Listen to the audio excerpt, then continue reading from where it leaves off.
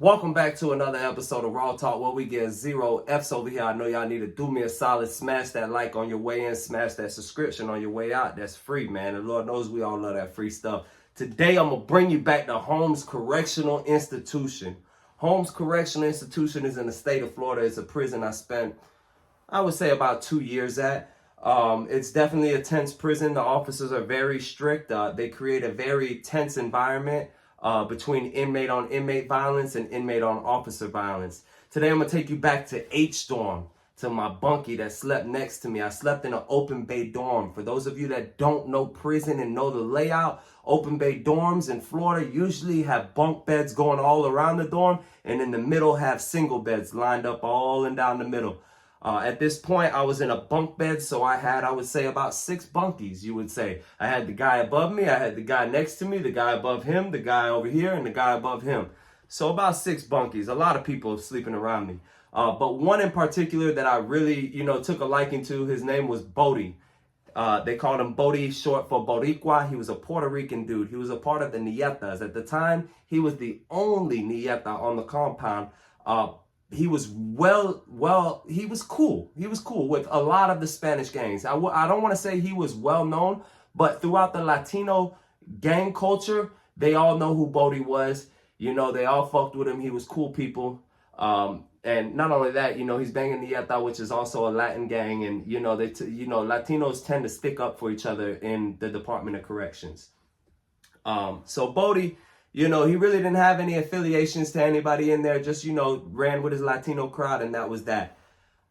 At this particular point, the 13s had a hit out on one of their own people. I really don't know what the hit was about. I don't know their internal affairs, but they had a hit out on one of their people. About lunchtime comes around, the hit gets carried through. You hear the and the guy getting stabbed in the bathroom. Police come out of the booth, they call it in. More police come in the dorm. They grab both subjects. They bring them in. They bring them to confinement. There's a knife on the floor. There's blood everywhere. It was a wild situation, and it was a normal situation at that. It's hard to think of this as normal, but it was definitely part of an everyday reality in prison. So the officer immediately, they call for backup. They put both people in confinement. Officer goes back in. He starts his paperwork. Bathroom's full of blood, knife on the floor. Officer starts his paperwork. Couple chitter chatters around the dorm. Nobody's off their bunk at this time because the officer has everybody on their bunk. For those who've been to prison, when a situation like this goes down, you're automatically on bunk check. That's what it is. If you're in an open bay dorm, you need to be sitting on your bunk. If you're not sitting on your bunk, you're going to confinement. So the officer finishes his paperwork. After about 15 minutes, he comes out. He says, Bodie, goes right up to Bodie's bunk. Bodie, go clean that bathroom up. So Bodie's a houseman. For those of you who don't know, like when you go to prison, you get assigned a job, and that's your job, and you have to do it. If you don't do your job, you're going to confinement, whether it be a houseman, whether it be cutting the inside grounds, whether it be working in the lunchroom, serving trays, whatever it may be. You have a job. Bodie's job was to keep the dorm clean. He was a houseman. So immediately he walks up to Bodie, and Bodie's also one of the top housemen. He's well liked around the dorm, and he gets things done. He sweeps the dorm, he gets it clean, keeps the dorm clean. So he has a little respect in the dorm for keeping the dorm clean as well. Bodie immediately goes and he starts cleaning the bathroom. He pours bleach on the blood. He starts getting the mop bucket out. He's getting everything right. As he's doing his little thing, getting the bathroom clean, he's going around the knife. He's not touching the knife. He's going around the knife. The officer comes out after about, I would say, another 5-10 minutes and starts watching Bodie clean the bathroom. The officer notices the knife. The officer goes, grabs gloves, and he tells Bodie to grab the knife and give it to him so he can put it in this bag. So now Bodie goes and grabs a tissue. He grabs it. Officer has his gloves on. They put it in a bag. Officer puts it inside the booth, continues watching Bodie clean. Bodie finishes cleaning. He goes back to his bunk.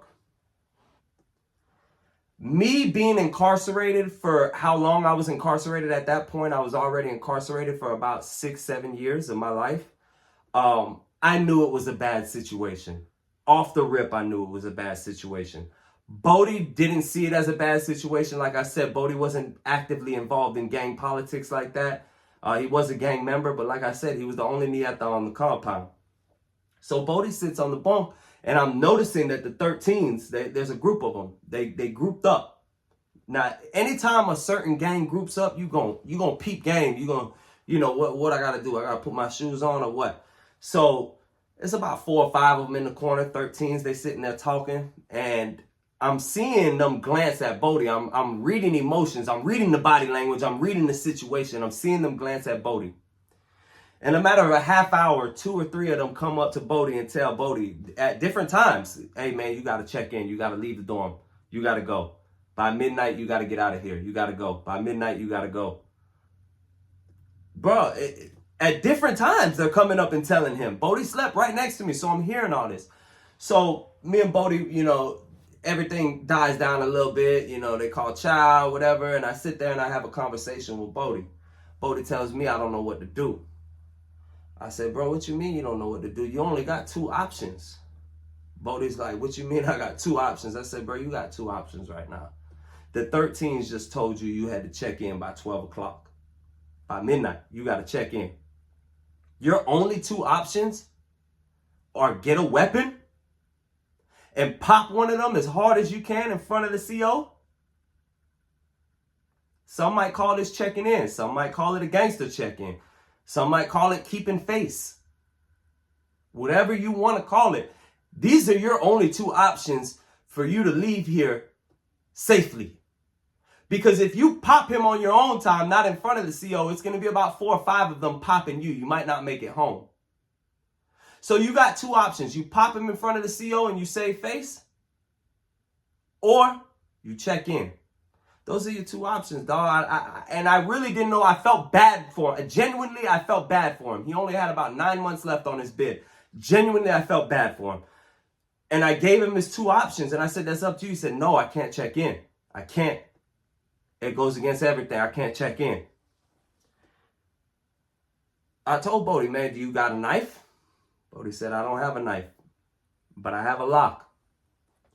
I said, you strap that lock, you cut your belt, cut about 2-3 feet off your belt. Maybe I would say about 2 feet. Cut it, wrap it around your hand, and pop one of them. Bodie said, all right. When do I do it? I said, man, you got to do it the first chance you get. I said, if they call count, do it at count. Bodie was like, all right. And I didn't, mind you, this conversation was not being observed. I made sure my conversation wasn't being observed because I didn't want to be particularly involved in the bullshit. You know what I mean? So, a lot of you are asking, like, why does he have to check in? Well, he found that knife on the floor and handed it to the officer. He was supposed to have the officer grab that knife. The fact that he put his hand on that knife, they didn't like that. The fact that he carried it to the officer, they didn't like that. So, yeah, he had a certain amount of time to check in. Bodie said he was going to do it at count time. Count time comes around. He never does it. Bodie chickens out. So I tell Bodie, bro, you only got one option, bro. You got to do it at med call. When they call med call, you got to go to med call and you got to pop one of their ass. So Bodie's like, bet I'm going to do it at med call. I'm going to do it at med call. They call med call about, I would say about a half hour later. Med call. So my bunk is positioned by the window. When they call med call, you can literally see people going out of the dorm towards med call. So you know me, I'm Mr. Nosy. I got to sit there and watch it. I know what's going down. I done been following this shit the whole time, so I want to watch it. I want to see if Bodie gonna get off, what he gonna do. You know, I'm curious. Hey, man, curiosity killed the cat. It is what it is. I was curious, so I was watching out the window when they called med call. Bodie said he was gonna pop their ass, bro. So I tell Bodie, man, do any one of them go to meds? Bodie like, yeah, one of them go to meds. So he like, I bet I'm gonna pop them at med call. They call a med call. Bodie going out the dorm. As Bodie's going out the dorm, I told him, I said, Bodie, you got to pop them as soon as you get out the dorm because the officer's going to be coming out of his officer station at the same time. So you got to pop them as soon as you come out that dorm. Bodie comes out the dorm. I don't see nothing happen. Bodie don't pop nobody. They line up. Nothing happens. I'm sitting at the window like this, looking through the mesh, wide-eyed. I'm like, man, when is it going to happen, man? When is it going to happen? So they line up. Bodie's about midway in the line. First mistake. About midway in the line. The officer say go. Soon as the officer say go, they take about 5 feet, about 5 steps down the sidewalk, about 5 feet. 13 come right up behind Bodie and hit him 4 times in the back. Wham, wham, wham, wham. Bodie dropped. Officer comes in, sprays him, takes both of them to confinement. I get word back that Bodie's all right later on. Not immediate that night. That night I was worried. I was like, genuinely I like Bodie. He was all right. He was an all right dude. So in the back of my mind, I was worried about his safety. I can't do nothing because I'm an active gang member and I can't get involved in these type of politics. This has nothing to do with our politics, so I cannot get involved.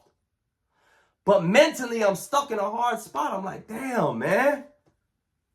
Fuck, man. I'm stuck in a hard spot because Bodie was good people, bro. He was good people. But anyways, I get word later on in the week that Bodie's all right. They patched him up. They brought him to confinement. They put him under a protective custody transfer, I guess. The officers put him in PC. So yeah, get that. You don't have to check in for the officers to put you. They'll put you in PC. If they feel like you got a hit out on your head, they'll put you in PC. So they put Bodie in PC, transferred him to another compound.